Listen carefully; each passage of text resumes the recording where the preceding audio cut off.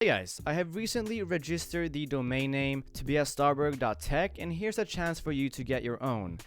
.tech is the perfect domain extension for everyone passionate about and associated with technology. You can use the coupon code TechMeNow on www.get.tech to register your domain at only $2.99 for the first year, so the links will be down below in the description.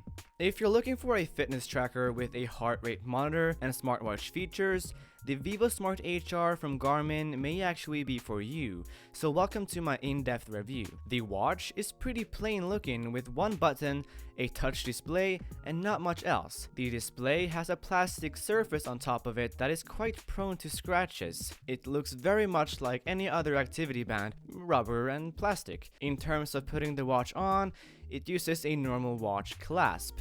It's very comfy to wear as it's extremely light and not bothering at all. The heart rate monitor sticks out a little bit, but interestingly enough, it doesn't make the watch feel weird when wearing it or look ugly. It's totally fine. The watch has a battery, which obviously means that you have to charge it. It doesn't use a normal cable though, like micro USB, but that's probably to help with its 50-meter waterproof rating. The watch lasts for about 4 days, but that can increase and decrease depending on usage. It takes about an hour or so to recharge the battery. Breezing through the operating system is very easy as you just swipe up and down to move between pages of information. If you want, you can change the orientation of the watch by going to the app or the web dashboard. The main page shows you the time, date, an alarm clock if you have that on, and a half moon if you have it in Do Not Disturb mode. Swiping down, you'll see your steps, followed by floors climbed, intensity minutes, combined calories, distance, music control, weather, smart notifications, and heart rate. So let's take a look at these more in depth. The watch face is very plain but easy to read. It shows you the day, the date, and time of course. Sadly, the screen is not in color. I would love for Garmin to add more watch faces and/or the ability to make your own and download others, like the Connect IQ system that they have for their higher-end GPS watches. Below the day and date, you'll find the alarm clock if you have it on. To enable it, either go to the app or the web page and choose it to your liking. The watch will then vibrate very strongly to wake you up. If you have it in Do Not Disturb mode, you will see a half moon next to the alarm clock. What this does is it basically stops the vibration when phone notifications come in. To turn this setting on, press the physical button, click the half moon, and choose on. Moving down, we have your steps. In the middle, you'll find your step counter for today, and below that, your goal. The goal automatically adjusts each day according to how active you were the previous day. Below your goal, you'll find a bar to show you how close you are to hitting your goal. I found that this step counter is pretty accurate, but there's one flaw, and that is that it only starts tracking steps when you've walked for about 10 seconds or so, and that's about 30 steps lost. Not cool, Garmin. I do like the auto-adjusting goal though, as it gives you a pretty achievable goal to meet.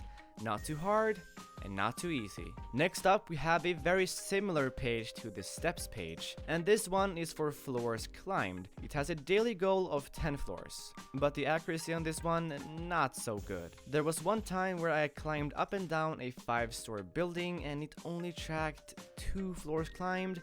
I don't know if there's something that I'm doing wrong, because that's obviously not accurate. Next up, we have intensity minutes, and this is not a daily goal.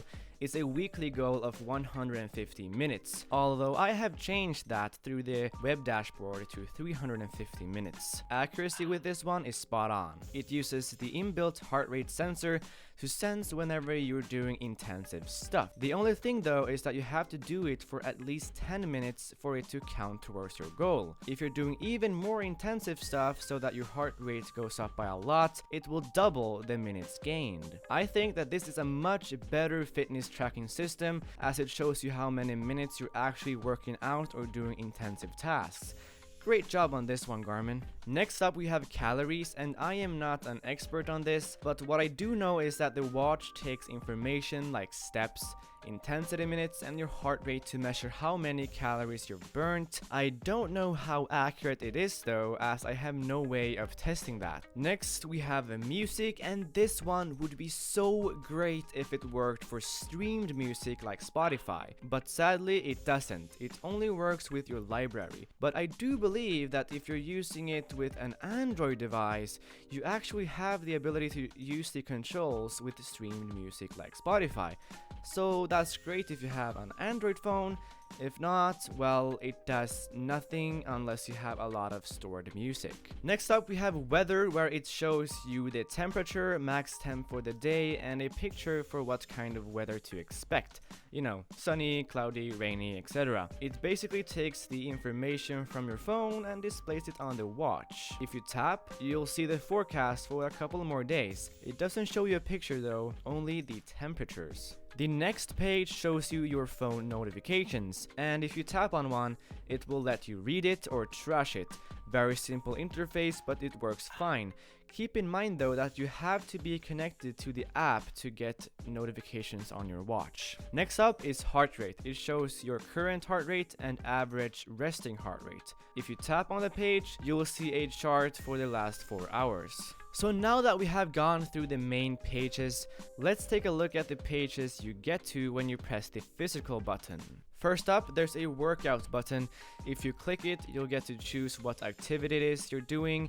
Right now, it only supports running, cardio, and other. If you press on one, you'll get to start the workout by pressing the physical button, and the workout will then start and show you information like heart rate, distance, and time, and you can change these info pages in the Garmin Connect app or in the web dashboard. One thing that really sucks is that it's not a GPS watch and it can't use your phone's GPS. So what that means is that you can only use the Vivosmart HR to track running accurately, because it tracks distance by the movement in your arm, and if you're out cycling, it's not going to track distance at all. Next we have the do not disturb mode, where you basically tell the watch to not disturb you, and that's that. Next up is the alarm clock, where you can see at what time and days it will alarm. Sadly, you cannot change these settings on the watch. You'll have to do it in the app or in the web dashboard. Next up is Bluetooth, where you can simply turn it on and off, pair a new device, notifications on or off, and connect alert. Pretty simple things here. Next up is the sync button. Click this and the watch will sync to your phone. Keep in mind though that you don't have to do this every time, as the watch will periodically sync data to your phone. Next up is the where is my phone button. Click this and it will send a noise to your phone so that you can find it. Obviously though, it only works if it's in the range of Bluetooth. After that, there's the archive, where you can take a look at past workouts. And after that, there's settings and then some general information like battery life, serial numbers, and more.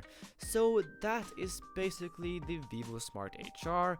And if you want to know what the app looks like and can do, check out Jeff Rizzo's video, the link will be down below. So in conclusion, the Vivosmart HR is a great fitness tracker for most people, although it doesn't fit my needs, as I needed to have built-in GPS for my cycling and other activities. I will still use it though, as I think it's a great watch to see general health stats and phone notifications.